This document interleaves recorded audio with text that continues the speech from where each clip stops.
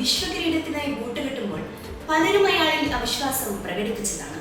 കഴിഞ്ഞ തവണ ലോകകപ്പ് ജയിച്ചതുകൊണ്ട് മാത്രം ഇത്തവണ ടീമിൽ ഇടം കിട്ടിയെന്ന് വിമർശിച്ചിട്ടുണ്ട്. കാൻസസ് സിറ്റി സ്റ്റേഡിയത്തിലെ അലയടിക്കുന്ന നീലക്കടലിനെ സാക്ഷിയാക്കി അൾജീരിയൻ പോസ്റ്റിലേക്ക് 3 തവണ നിറയൊഴിച്ച ഈ പ്രായത്തിലും തന്റെ സിംഹാസനത്തിന് ഒരു ഇളക്കവും തട്ടിയിട്ടില്ലെന്ന് റൊസാരിയോയുടെ വീരപുത്രൻ വീണ്ടും ലോകത്തോട് വിളിച്ചു പറഞ്ഞു. ആദ്യ ഗോൾ ഒരു ക്ലാസിക് മെസ്സി ഫിനിഷ്, രണ്ടാം ഗോൾ വർഷങ്ങളുടെ അനുഭവവും പ്രതിഭയും ചേർന്ന ടച്ച്, മൂന്നാം ഗോൾ സ്റ്റേഡിയത്തെ ആവേശക്കടലാക്കി മാറ്റിയ ഹാട്രിക് നിമിഷം. പക്ഷേ മെസ്സി വിതുമ്പുകയായിരുന്നു. ഗുരുതരാവസ്ഥയിൽ ആശുപത്രി കിടക്കയിലായ അച്ഛൻ ജോർജ് മെസ്സിയെ ഓർത്തായിരുന്നു അത്. കളത്തിന് പുറത്ത് അയാളും നമ്മളെ പോലെ സാധാരണ മനുഷ്യനാണ്. ആദ്യ മത്സരത്തിൽ 3 ഗോളോടെ ലോകകപ്പ് ചരിത്രത്തിലെ ഏറ്റവും മികച്ച ഗോൾ വേട്ടക്കാരൻ എന്ന റെക്കോർഡിനൊപ്പം എത്തിയിരിക്കുകയാണ് മെസ്സി.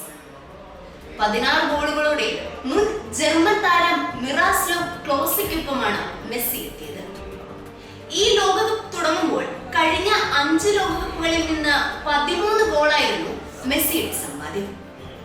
കൂടാതെ ലോകകപ്പിൽ ഏറ്റവും കൂടുതൽ മത്സരം കളിക്കുന്ന താരമെന്ന നേട്ടവും മെസ്സി സ്വന്തം പേരിൽ എഴുതി ചേർത്തു. ഇതുവരെ 27 മത്സരങ്ങളിൽ നിന്ന് 8 അസിസ്റ്റുകളും അദ്ദേഹത്തിനുണ്ട്.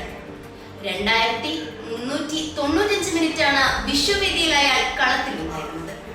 കൂടാതെ ടൂർണമെന്റിലെ ഏറ്റവും മികച്ച കളിക്കാനുള്ള ഗോൾഡൻ ബോൾ നേട്ടം 2 തവണയാണ് സ്വന്തമാക്കിയത്. 2022 ഖത്തർ ലോകകപ്പിൽ വിശ്വകിരീടവും അയാൾ സ്വന്തമാക്കി. 2022 ലോകകപ്പ് കിരീടം ഉയർത്തിയിട്ട് പോലും തന്റെ വിശപ്പ് അടങ്ങിയിട്ടില്ലെന്ന് അയാളുടെ ഈ പ്രകടനം വിളിച്ചു പറയുന്നു. കഴിഞ്ഞു പോയ കിരീട വളർച്ചയുടെ കാലം ഇന്ന് അയാളെ നിരാശനാക്കുന്നില്ല. സമ്മർദ്ദം അനുഭവിക്കുന്ന മെസ്സിയേക്കാൾ ഭാരങ്ങളില്ലാത്ത മെസ്സിയെ ഭയക്കണമെന്ന് പറയുന്നതിന്റെ കാരണം അൾജീരിയക്കെതിരെയുള്ള മത്സരത്തിൽ എതിരാളികൾ കണ്ടു. ഇത് മറ്റൊരു ലോകകപ്പ് യാത്രയുടെ തുടക്കമാണ്.